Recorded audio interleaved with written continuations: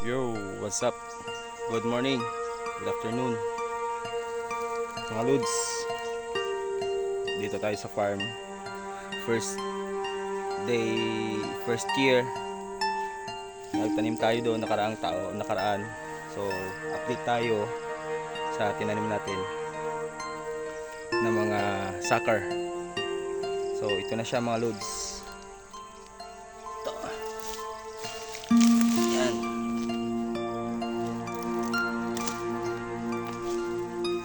Ito na siya.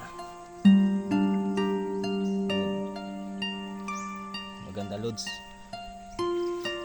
Maganda yung tubo.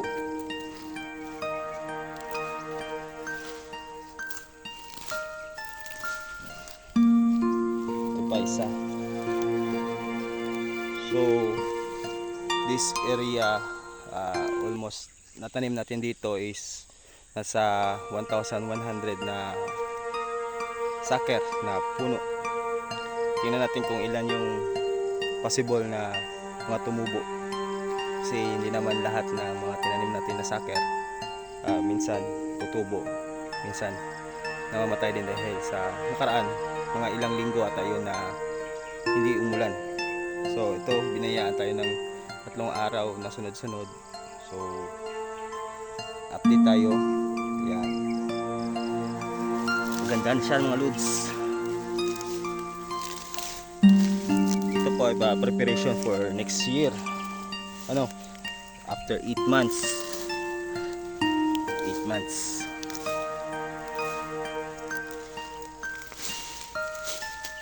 Yan.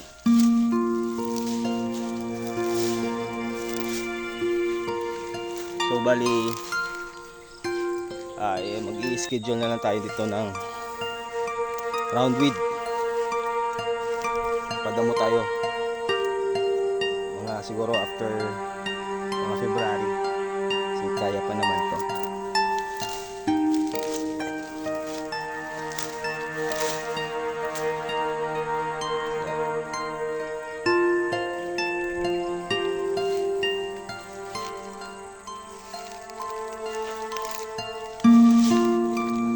Tingnan yung mga Lods, merong tumubo na dalawa, isa at saka dalawa.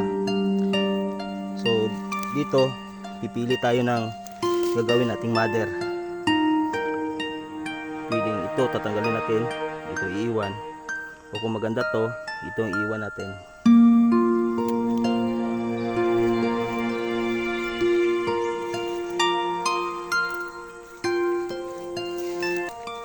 So tingnan ito mga Lods, ito walang tumubo. Ibig sabihin hindi siya nakasurvive doon sa days na pagplant natin na walang araw, walang init, walang ulan.